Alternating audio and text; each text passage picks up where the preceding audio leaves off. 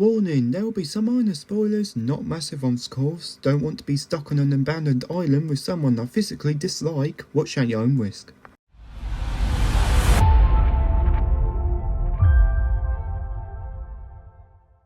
Welcome to Films with Kieran, where I watch films and give my honest opinion about them. Today we are going to be reviewing Send Help, released in 2026, and the first film that I watched that was released this year.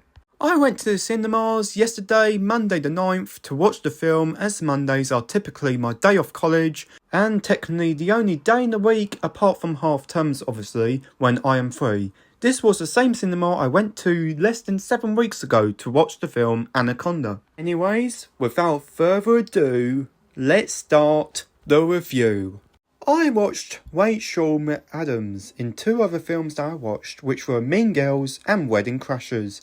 Regina George was her most famous role. In addition to this, I did also watch Dylan O'Brien in the film The Internship, starring Owen Wilson and Vince Vaughn, which also coincidentally appears in Wedding Crashers 2 together. So overall, I watched both actors in at least one film in the past. Before the film starts, we do get a blast from the past with a 1953 logo of 20th Century Fox. But Fox is replaced with studios, and how the current fanfare is playing over that. I don't know why they added that at the start, but it's a pretty cool feature to include. Sam Raimi did a great job at directing the film. Sam also directed the original Spider-Man films that starred Tobey Maguire. However, he did produce more films in the past few years than direct them. But hey, Sam still has that directing attitude he has. The film does have some unexpected plot twists, which I am not going to talk about because at the start of the video I did promise a minor spoiler alert. So I am going to stick to that promise, guys. No major spoilers on this channel, no sir. But I am going to talk about the plane scene, however, and how amazing it is. That plane crash reminded me of that scene from the first Final Destination film, except it is less gory and less people on board. Also, I love how the others were making fun of Linda's video about her being a survivor. Ah, boy. Bradley soon realised that Linda was gonna be a good survivor, so yeah, jokes on him, I guess. Now, the next thing I am going to talk about is the horror side of the film. I especially loved the bit when Rachel McAdams went out to hunt a boar. Now, before I watched Anaconda, I didn't know anything about boars, but that scene reminded me from Anaconda, where Jack Black was seen with a dead boar around his head. But that was a PG-13 film. This is a rated R film. So cue the Regina George versus boar moment. Regina wins. That wasn't a major spoiler, don't worry about that. Now, there's one scene in the film which felt a bit gross.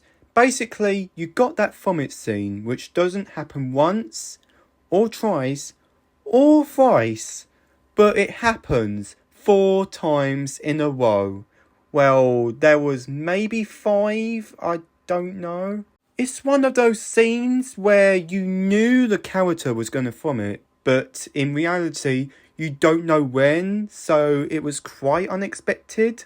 Now, when I went to watch the film, it was a little bit quiet. Let's say less than 10 people went to see the film at the same time as me. But in all fairness, it was a Monday afternoon, it was 2 PM, and at that time, people would have been at work or in college. This was actually the first time going to a cinema screening where it was quiet.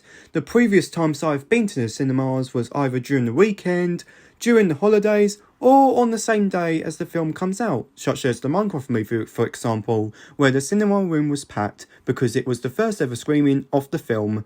But the audience did react to some funny scenes in the film, so that's good. It's not that dead at all.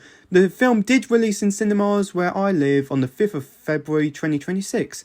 So I would have thought most people went to see the film on that opening weekend before I went to watch it.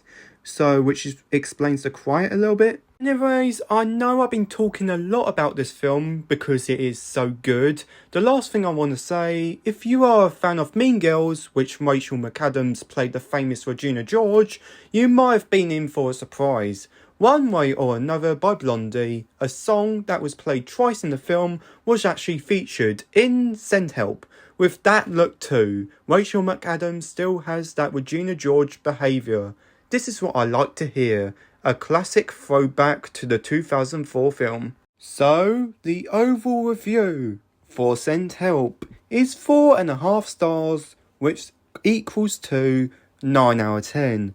And the Letterboxd review is: Regina George from Mean Girls and Thomas from Maze Runner both stuck on an island together. How are they going to cope?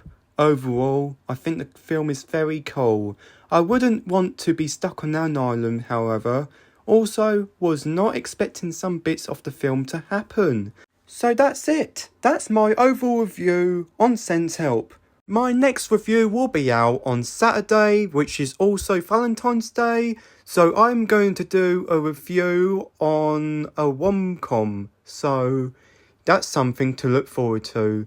Anyways, I'll see you on Saturday, and goodbye for now.